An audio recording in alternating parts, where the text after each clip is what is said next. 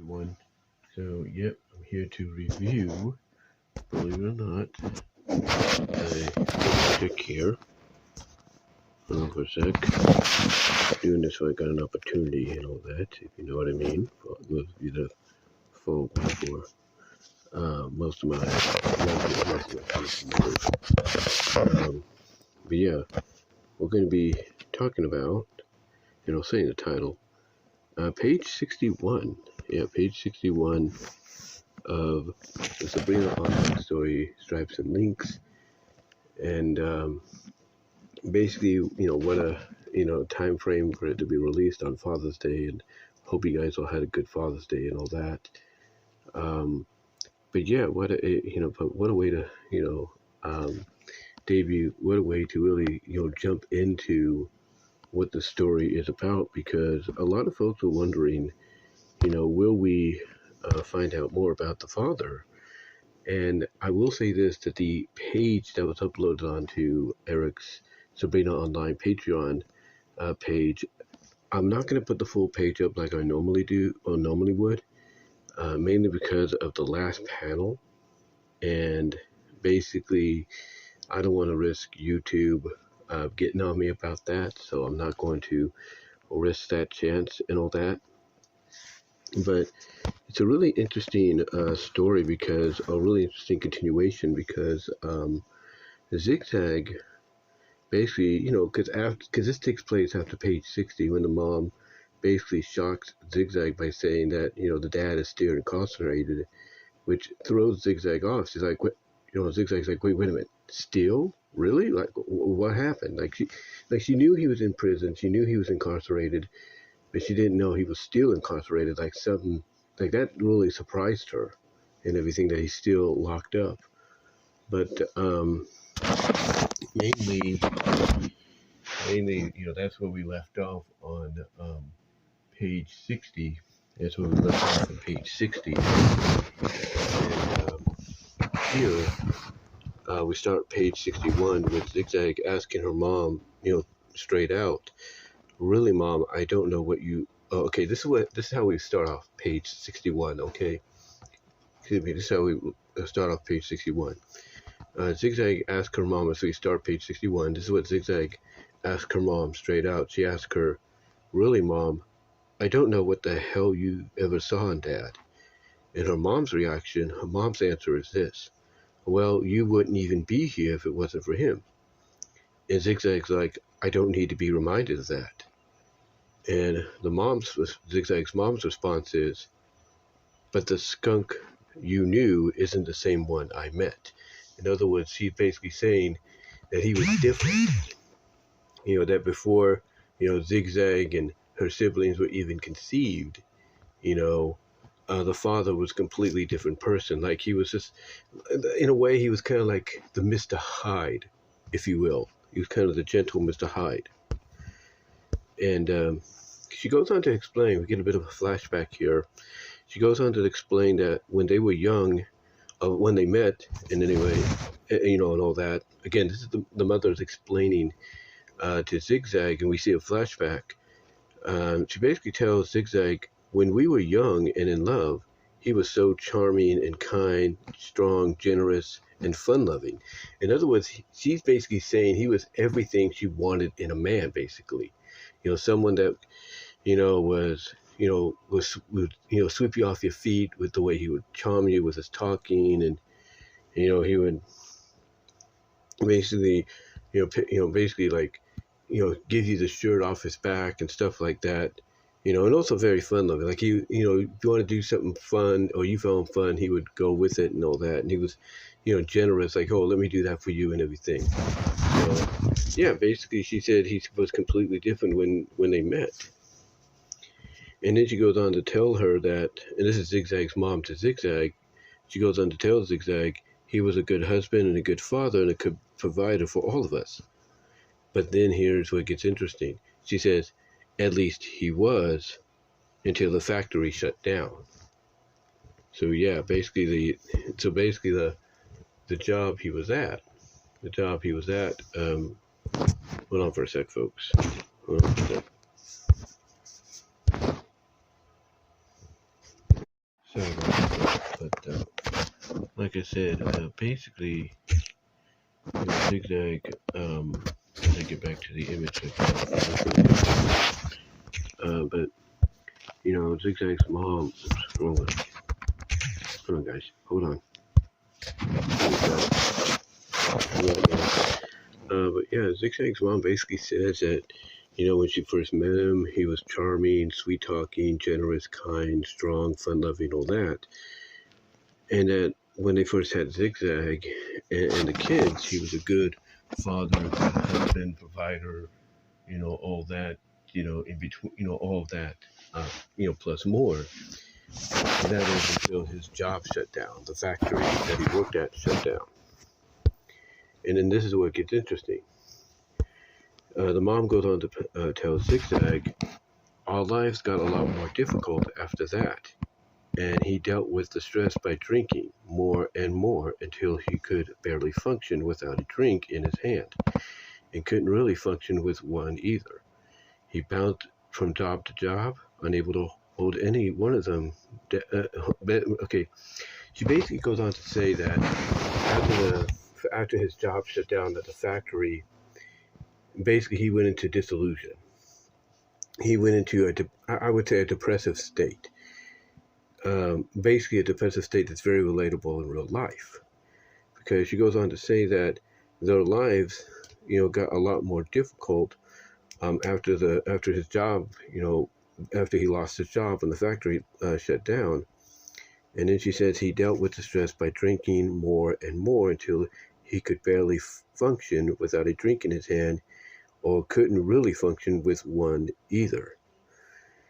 Now she continues by saying he bounced from job to job, unable to hold down any one of them for very long, and his frustrations just kept growing. Now she continues on, ZigZag's mom continues on telling her this, and again we get a flashback, which again, this is why I'm not showing like most of the page, because of these reasons.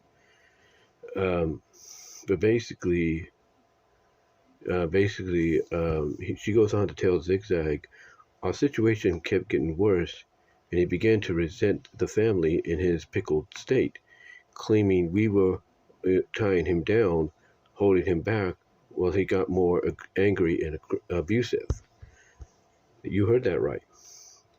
I mean, this is what she said. She said that because he started to drink more and more to try to, I guess, deal with the stress, and he got to the point where he couldn't function without a beer in his hand or a drink in his hand, and he couldn't even barely function with one in his hand. That's how bad it got. And he couldn't even hold down the job very long. He would bounce from job to job to job, and he couldn't hold either one of them down for very long. And basically because of that, things got worse at home. He said that basically the mom is telling ZigZag, ZigZag's mom is telling her that our situation kept getting worse, and he began to resent the family in his pickled state, claiming we were tying him down, holding him back, while he got more angry and abusive. And this is where the ZigZag situation comes into play, if you will, her part of the story, if you will. He said, and she goes on to tell ZigZag, I remember you'd talk back and yell at him, and he would take his drunken rage and frustration out on you. And then she says this at the end. She says, I'm so sorry for all the things that he did. So in other words, the mother is telling her basically in a kind of an origin kind of way of how he went from being, like I said earlier in a comparison, a Mr. Hyde to a Dr. Jekyll, and everything. That basically when, he lost the job, lost his original job that he had when his company shut down, or the company that he worked at shut down the factory he was at, shut it down and all that, that he basically went into one of those states that, again, is very relatable and everything to everybody out there, to where he basically drank, his stress away. He drank his depression away to the point that, as she put it here, he couldn't function without a drink in his hand, or could he, basically this is what she said. She goes like, it got to a point where he could barely function without a drink in his hand, and couldn't really function with one either. In other words, she's basically saying that when he would drink, that would be the only way he could kind of, I guess, get functional, kind of get sober or something like that. But it got to a point where the drinking got to a point that was so bad that even he even couldn't even function with the drink. Even if he had the drink, he still couldn't function well and all that. And it just got to the point to where ZigZag, being ZigZag, as she mentions, talked back at him, yelled at him for what he was doing, and he ended up taking all his anger and frustration, drunken rage, and all that out on her, which is never a good sign. It's never good, and this is what caused ZigZag to basically, as she put it, when she was visiting her siblings and the grandparents, basically, it made ZigZag want to just up and leave, and she did, but obviously not until she got to a point to where she could get her lawyers, and I'm assuming this is when she started opening up Double Z Studios, because she was still keeping in contact with folks and everything, trying to find out what was going on. And basically, she got her lawyers to get her siblings out of there. I guess when they were old enough to kind of live on their own, still go to high school and all that, but live on their own, be watched over, checked in by the grandparents and all that, as we've seen.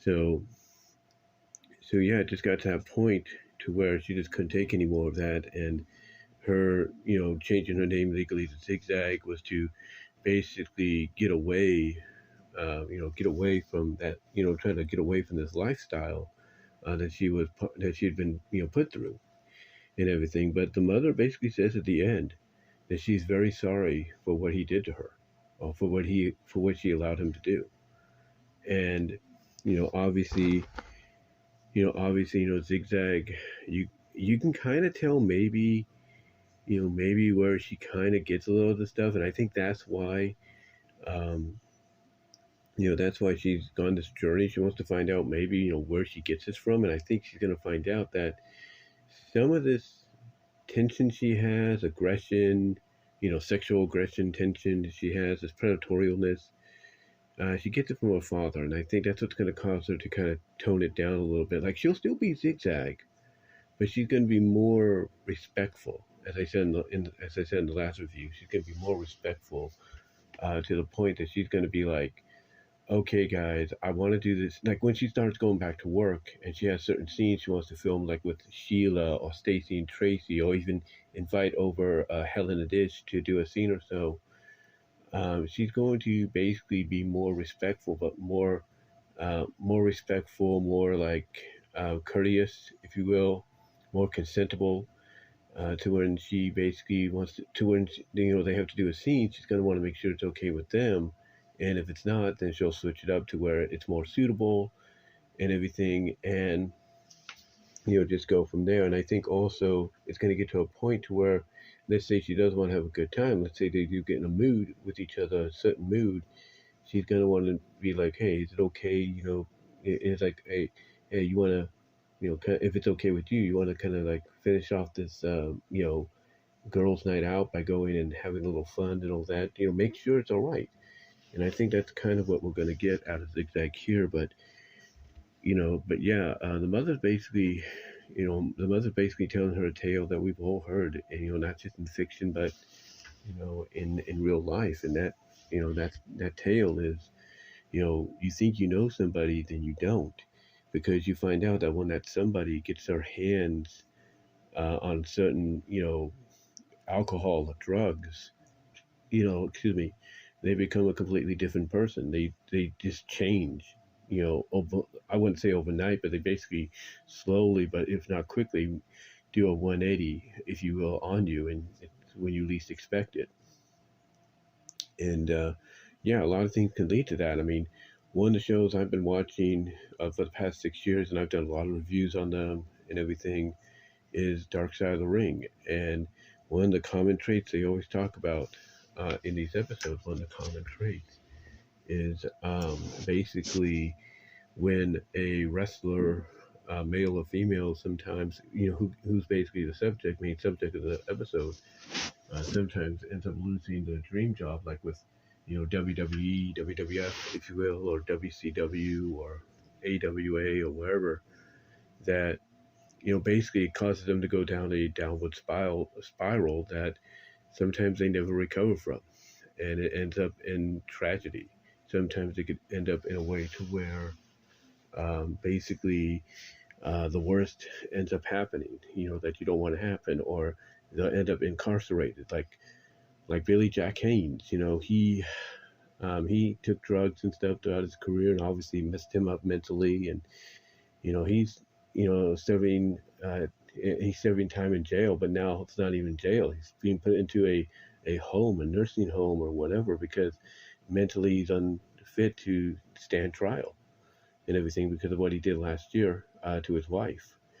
Um, but the point is, again, this is something we hear not just in fiction but in real life, as well. And we've always been wondering, okay, what was the father really like? Like, how did he take this anger and this frustration, this abusiveness out on ZigZag? And now we know, or at least we got a better idea. I mean, she kind of hinted at it earlier in the series, but basically we now kind of find out more from the mother herself, ZigZag's mom, that is, that ZigZag basically would stand up to the father even in his drunken rage state and be like, you can't do this to us, you can't do this to me, you can't do this to my siblings, you can't do this to mom, that you can't do this to our family, who the hell do you think you are? And the father, basically not thinking, all drunked up and everything, just took it out on her in a way that's not appropriate, that's going to land you right in jail. And it did.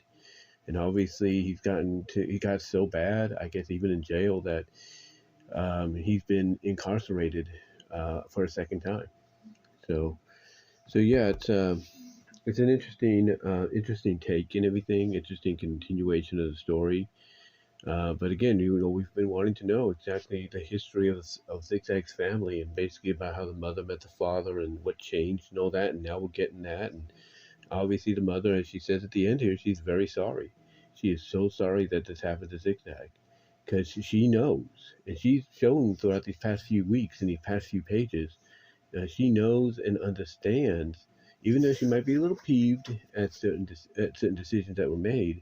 She knows and understands that ZigZag was only doing what was best for the family, standing up to the father the way she did. Having the lawyers make sure the kids didn't live under the same roof as the mother and the father until the father was taken away. And that's still in place. Maybe that might get fixed. We don't know. Um, but yeah, just we wanted to know, and now we're getting those answers, and we're probably gonna get more answers later on. And I'm not gonna be surprised if ZigZag, starts realizing that she does have some traits from him. Like I said earlier, like she gets those traits of being predatorial when it comes to wanting to get intimate with somebody in bed, if you know what I mean, even without the consent or something. So she's gonna probably learn that she's got traits in the father that obviously she's gonna be ashamed of. And I think what it's gonna lead to is she'll still be herself. She'll still be ZigZag, but she'll be more, like I said, she'll be more consentable of, okay, is it okay if we do this certain scene together when they film something? Or like, let's say they go out and, they want to, and ZigZag wants to end the night on a good note. She'll make sure, hey, is it okay if, we kind of have a little extracurricular fun back at my place and all that, if it's okay with you, and everything. And, I think that's going to be the direction we see them go. I think that's the direction we see them go, coming into the I guess you could say the meat and potatoes of the story so far. At least as we also get closer to the ending and everything. But I'm enjoying it so far, and again, we finally get some answers as to what's going on. And like I said, I'm not going to put the full page because, again, I don't want to risk YouTube's restrictions. I know I might be walking a tightrope here, maybe not, just by talking about what is being described in the story. But I think I'll be okay because it's not too on the nose or anything. But yeah, it's really interesting, and I do highly recommend, if you want to check it out, go and check it out. I will put a audio podcast version of this at my BW Russicist discussions, and you'll be able to see the full page there. I think that'll be okay there, but you won't be able to see it on here on YouTube again because, like I said, of their algorithm and restrictions and all that. And I just don't want to take a chance with them, if you know what I mean. Uh, but but yeah, the story's going on has been going real good, and I can't wait to see how they continue it. Um, Again, I still stick by the idea that I believe we will get a Fur After Dark spinoff or tie-in, if you will, for a Fur After Dark tie-in comic between Warren and Endora, or Tina and ZigZag, or even ZigZag and Endora. We'll see, but I think we will get a Fur After Dark tie-in comic there. And I also think this is going to be great character development, like I said, with ZigZag, because obviously, like I said, she's going to end up being more consentable, even when it comes to filming certain scenes for her films or shorts at her studio. She's going to be more consentable, even with those that she's worked with for a while. She's going to, go to Sheila Vixen and say like, hey, we're going to do the scene together. Are you comfortable with doing it this way, or do you want me to change something? And that's going to be new that's going to be new for the crew there, because obviously they're more used to ZigZag doing things a certain way or having them do things a certain way. So it's going to be new for them. It's going to be new for them going forward. And again, it won't be just Sheila. It'll be Stacy and Tracy Skunk. It'll be Helen the Dish if she invites her over. It'll be the hairdresser girl that she has. You know, she's going to be more consentable. And even when she goes out with them to have a good time, even goes out with Endora once they patch things up, she's going to be more consentable. Like, hey, is it okay if I give you a kiss on the cheek or give you a little friendly peck on the lips and all that? And if they say no, no, with this hug and all that, I think that's what's going to change about her. She's going to be more respectful, more consentable about her actions, and when it comes to other females and males that she's friends with and she works with as well. So overall, though, I like the story. It's definitely turning out to be the longest Sabrina Online story that they've done, and I can't wait to see how it wraps up. I can't wait to see how it wraps up and everything as we get towards the end. Like, I mean, right now it is, at 61 pages, it is definitely 61 pages, definitely the longest Sabrina Online story. Like I said, probably of all time. Probably, I'm not really sure. Correct me if I'm wrong. But I'm enjoying what I'm seeing, and again, we want to know exactly, the origins of how the parents got together and what caused the father to, turn into the monster that he's become, to the point that he's incarcerated for a second time. Which again surprised ZigZag, because even, at the end of the last page, because even she was like, "What?" She was like, "Wait a minute, really again?" She couldn't believe it. So, yeah, it's interesting to finally. It's kind of interesting to finally see how that all came about, and hopefully we'll get more information later on. I know some people are wondering if maybe she might visit the father. That would be probably, in some people's eyes, logically the next step. But I don't know. It's going to make things interesting if they do. That's going to make things really interesting if they do that, because she can't just, do sit with him face to face like she's doing with the mom right now and all that. She's gonna just have to talk to him through, like the phones, or, he's in his incarcerated cell or something like that, and just talk to him like that. So it's gonna be interesting if they do it, but I don't think they will. Basically, basically, ZigZag might be, it might inquire about, what if I was to go talk to him, and the mom might be like, well, I don't think that would be possible because, in the incarcerated state that he's in, they don't allow visitors. So maybe that's going to be how we basically get around that, but we'll see. But I'm enjoying it, and again, as I said before, I highly recommend you guys check it out and everything. Like I said, if you want to see the full page, it'll be on the BW Russell Discussions a podcast version of this review. But the YouTube one's going to just have the first two panels and everything, and yeah, I just don't want to risk anything when it comes to having that page, not just the thumbnail, but as the page you would see during the video. But anyway, though, guys, let me know what your thoughts are overall on the story. What did you like about it overall so far? What do you think about the revelation of how things turned out when it came to the father? How he went from Mr. Rose and Sunshine and Roses to Mr. Disaster area, state of emergency disaster area. Let me know what your thoughts are. I'd love to hear what you think on it and everything. And what are you looking forward to the most in the upcoming pages? But yeah, guys, that's all I'm going to really say. Let me know what your thoughts are down below. Comment if you like the video, ring the bell for notifications, subscribe to the channel, share the video, click on the links in the description, guys, to help find my content also outside of YouTube. It'd be greatly appreciated if you could do that. And really, guys, that's all I'm going to say for now. And until next time, I will talk to you all later. God bless, take care, and until then, I am out.